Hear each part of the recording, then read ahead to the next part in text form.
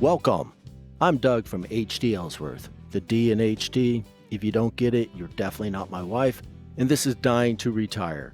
Join me on a candid journey from my government job to the freedom of retirement.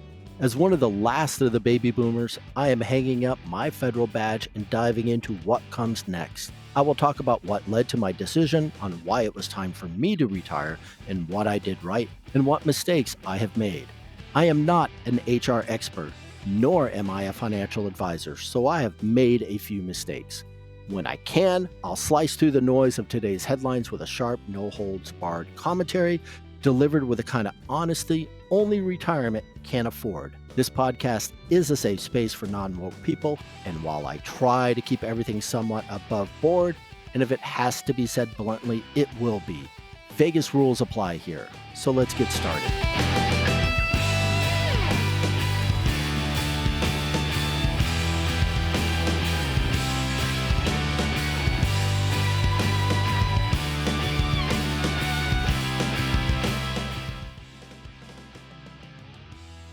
When talking about retirement, there is a YouTuber I listen to who's also a financial advisor who likes to use the terms go years, slow go years, and no go years. And I actually like how they are defined. And although a lot has to do with how healthy a person is, the go years are just that. It's when the people just retire and they still can do things like travel, drive themselves around, work in the yard for men, still piss while standing up, and for the most part hit the target. I know our wives or the maids are happy about that. People in their go years don't need much help or any help at all. The way I see it, this is for the people who are around in their mid 50s to early 60s. The slow go years are those years in between. While you can still do most of the things that you want to do, uh, like you did in your go years, you can't do them all. And well, there's a lot of naps here and there, and likely a lot more medicine. Hey, thank God for meds. Think those who are early in their early 60s or early 70s. But again, a lot has to do with your health and genetics. And genetics will fuck you every time. You can be healthy only so often, but you're going to hit a certain age, it's going to start hitting. The no-go years are just that. You're not going anywhere without the aid of family or a bunch of expensive home health aides on rotation.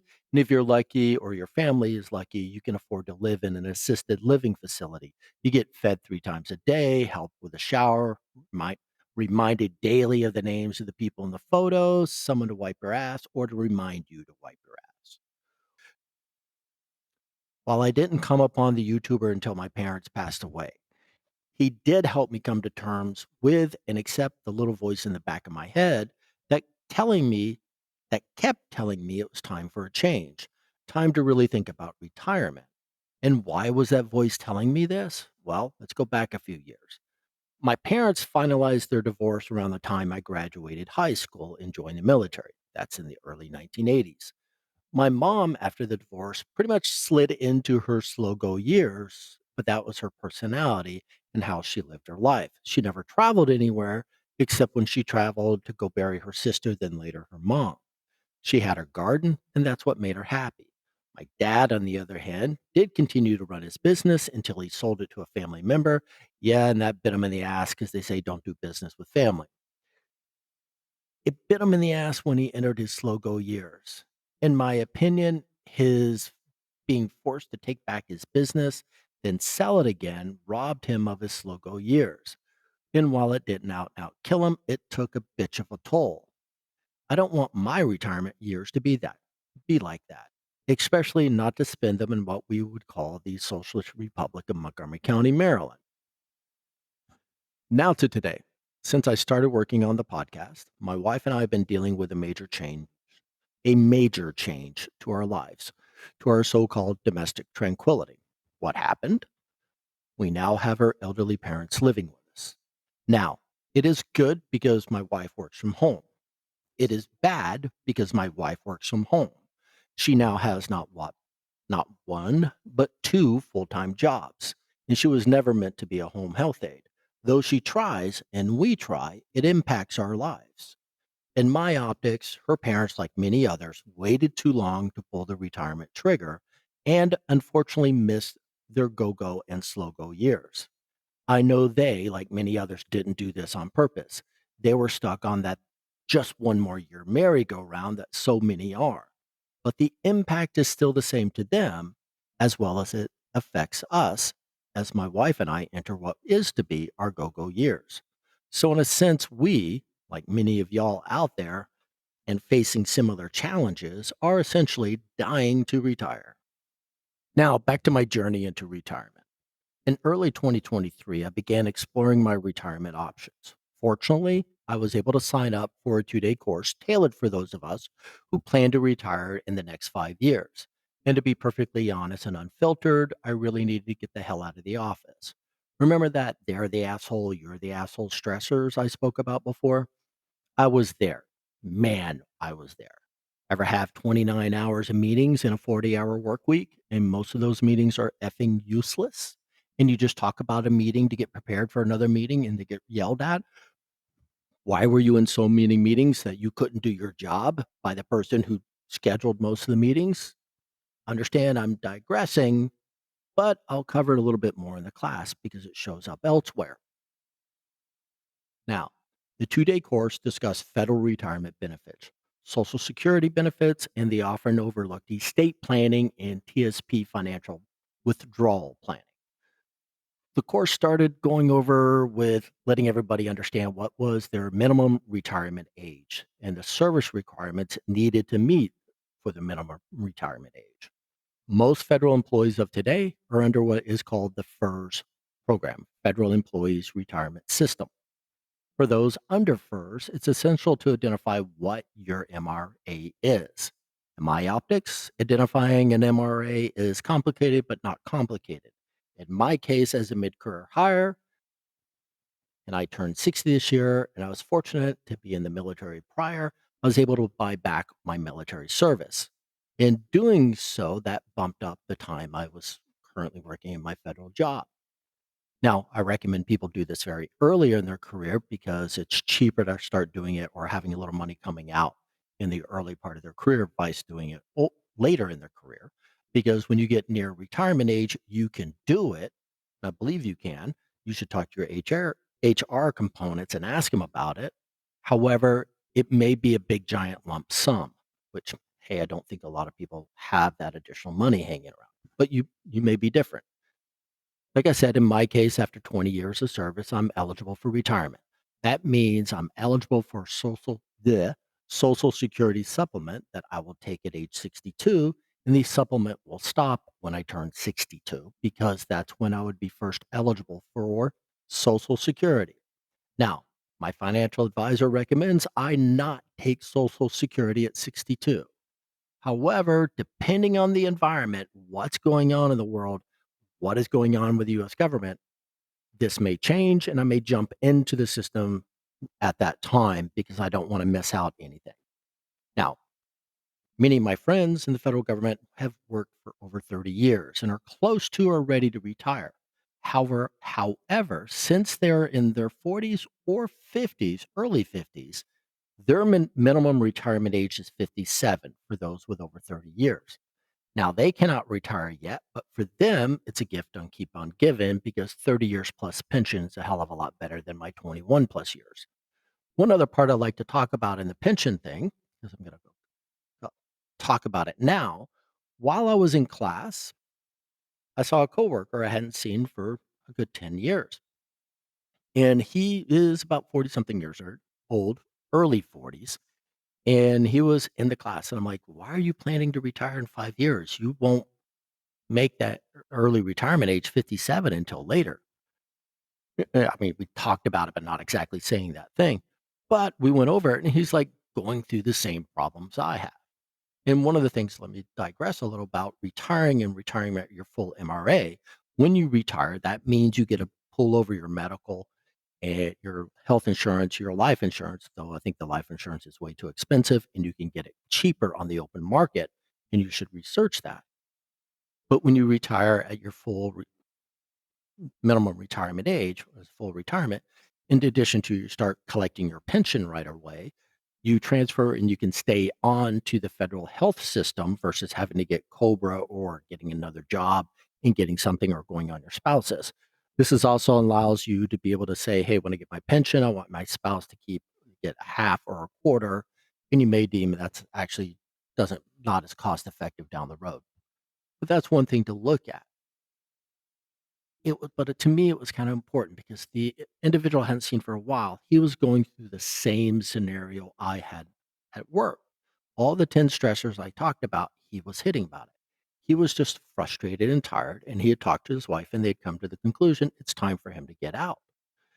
There was no promotion going for him. There's nothing to move up. He stopped being a manager because he got tired of they were doing more political shit than actually day-to-day work to get the job done to move that marker ahead. So he went back to just being a regular grunt worker on the line. That's how frustrated he was. This is a grown ass adult, tier one college, realizing, hey, it's time to get off this, what do you call this, hamster wheel that we're all going through. So I know I digressed a little bit, but this is what's going on. And this is what he was not the only one talking about this or like this when we were at this 2-day course. All right, moving on. Recently, I read an article from the online edition of UK Daily Mail. According to the mid November 2023 article, in 1991, the average retirement age in the United States was 57. Fast forward to 2022, and the average retirement age is now 61. The article also included how much savings the average worker, not household, average worker, needed to retire in each state, and the numbers were and are surprising. Now, the high was Hawaii, the low was Kansas. Now, for Hawaii, the average retirement age is 75. The average savings needed was just shy of $2.5 million. Kansas, on the low part of the spectrum, the average retirement age was 52, with the average savings needed of just a little bit over $808,000. It's a big difference there. Now, I live in the DC area, so for Maryland, the average retirement age is 59. The average savings needed is a little bit shy of $1.5 million. For Virginia, it's the average retirement age is 56, and you need a hair over $1 million. So to think about this and put it in perspective, so those of us living in Maryland, let's say it's a two-person household, needs upwards to $3 million. Now, if I haven't mentioned it before, this is why my wife and I have a Plan B escape, which is to eventually move and take over her familiar home in Central America. To show you what I mean by that, get the chance, you should go to the website livingcost.org and play around with it some. While I don't always trust its numbers because inflation is all over the freaking place these days, shit, a haircut the other day at the local barber cost me $22. 3 years and some change ago, it cost me $15. So my haircut went up $7. I digress. So go to the website, play around with it some, and you'll come to a page called the Salary Adjustment Calculator. Now, in the Salary Adjustment Calculator, it will show the estimated differences in money's purchasing power between two locations. Now, it will do domestic versus domestic, but also will do domestic versus OCONUS. Good way to do it. Now, for me, like I said, the dollar numbers probably need a little bit of adjustment to be up with the current inflation, that's a stupid word, inflation. But let's look at this. $1,000 in Guatemala has the same purchasing power in the Washington, D.C. area as $3,300. Therefore, if you think about it, a $1,500 Social Security check used in Guatemala buys you what $5,000 buys you in the DC area. That is a huge difference, real huge difference. Now, back to the news article. I have I have siblings in Vermont and a sibling in Oklahoma, and this is what it looks like for them. And remember, this was per person, not per household. So in the state of Vermont, that freezing cold state of Vermont, land of what do you call it? Mud season, snow season, that's all you really have. Land of the Subaru, land of women wearing Birkenstock and hairy legs in the winter. Yeah. So Vermont, the average retirement age is 62. The average savings needed in BFE Vermont is a little bit over $1.3 million. 1.3. He's almost like what it is here in Maryland. On the flip side, my sibling in Oklahoma, it's 56 years of age, and the average savings needed is a hair under $800,000, $778,000 and change. That is a huge difference. And I would say Oklahoma's probably a little bit better living in than Vermont. Now,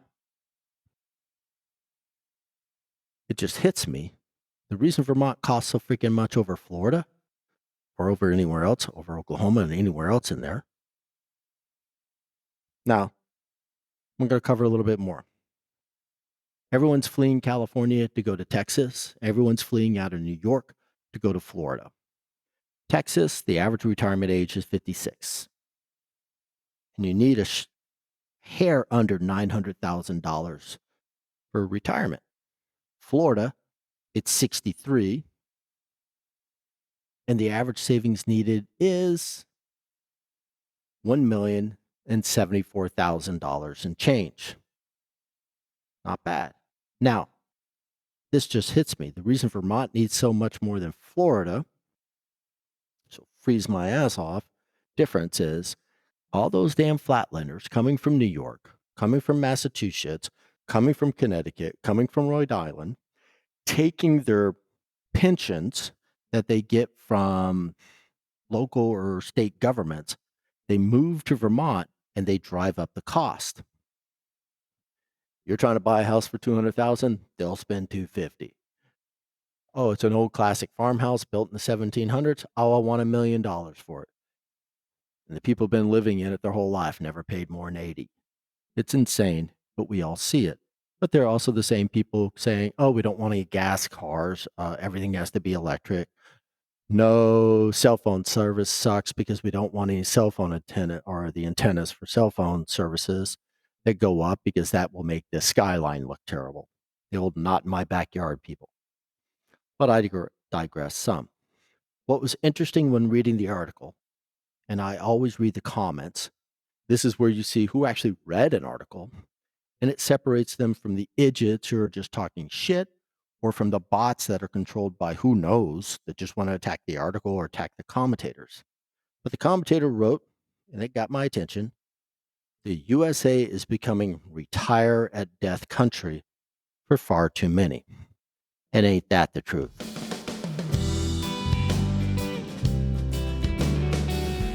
That's it for today. Curious, concerned, or just want to chat? I'm all ears. Reach out at dyingtoretirepodcast@gmail.com. And if you find yourself nodding along or you just enjoy the ride, don't forget to hit like and subscribe. Hasta luego.